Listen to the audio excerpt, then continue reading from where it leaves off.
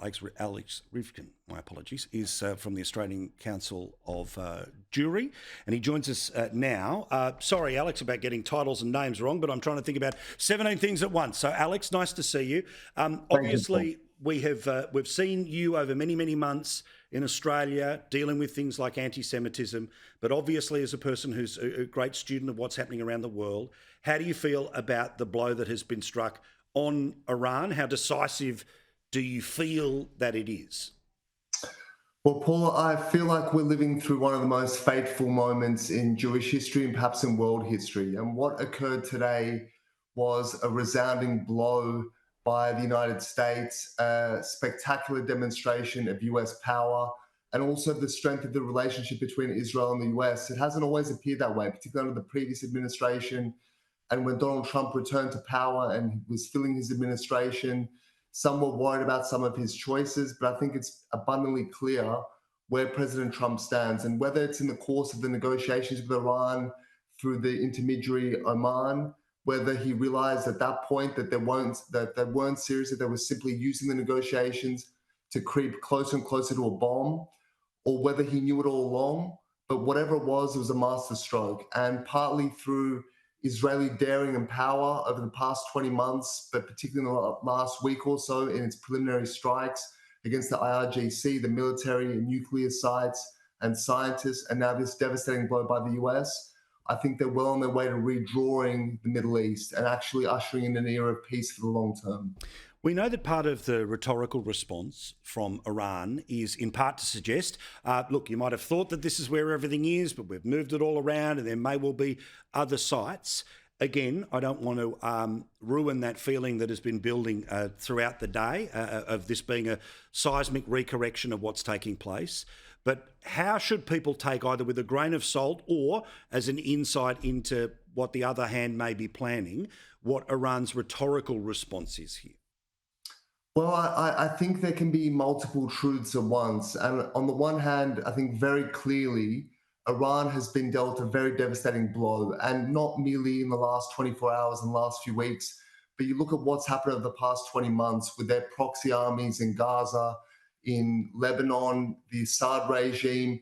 This was really the vanguard of Iranian power projected abroad, and they are now shattered largely through Israeli power, the pager attack against Hezbollah, the fall of the Assad regime, what Israel's managed to accomplish in Gaza, all of this. But we can't underestimate the regime. This is not a proxy force. This is a country of 90 million people with a revolutionary regime that's embedded itself into every aspect of society. It has a very powerful internal militia, the Basij, which maintains domestic power. It has the IRGC, which projects Iranian power abroad. It has a strong military. So this is not the last whimper of the Iranian regime. And I think given what this regime has done in the past in terms of international terrorism, I think we need to brace ourselves. We haven't seen the end of them, but certainly they've been dealt a very powerful blow. And looking at Donald Trump's statements, the intention is to now compel them, coerce them to negotiate. Whereas previously they were just playing the world for fools and playing them like fiddles. And now they won't be allowed to do that any longer. See, I'm so glad to hear you talk about that and that concept about those multiple truths, because it is something that has been dawning on me, something that I've been trying to read into, trying to help understand, to explain to everyone watching us this evening. That reality of, yes, has a giant step been taken today? Absolutely. Is it the end? Of course not. We know that literally Iran's ability to respond and cause damage, as we just saw with Sophie, in Israel is still in existence. The ability potentially for other sites to be where other things have been taken when it comes to the nuclear program, absolutely the case. But give me an idea about what you're hearing from friends and family in Israel about their sense of the past 24 hours in what has been many, many months and obviously many years of tension.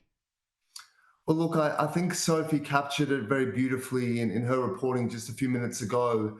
Certainly there's a sense of fear and anxiety and terror. You know, I'm speaking to my best mate who formerly of Bondi, Sydney, and has lived in Israel just north of Tel Aviv for about 10 years now. He's got 3 young kids, and the attacks are happening predominantly at night. So they're being deprived of sleep night after night. The country's exhausted. They're running to bomb shelters all the time. You know, my friends describing hearing the whirl of the rockets flying past, and then occasionally it doesn't fly past, and you hear and you feel the impact somewhere in your immediate vicinity. It's terrifying.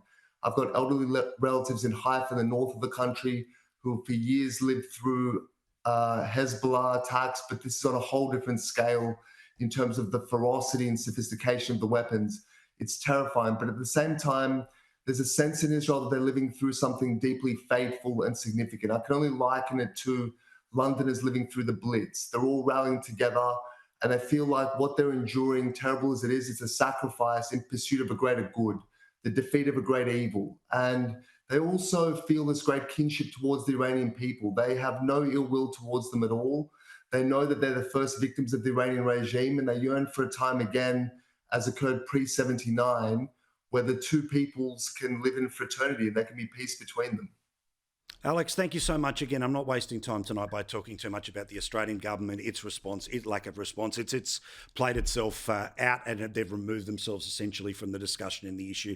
But Alex, I was pleased to get you on and get your perspective as somebody who's been very much available to us, very much open and honest about what's been happening in that part of the world. Thank you, Alex. I appreciate it. Thank you. Cheers. All right.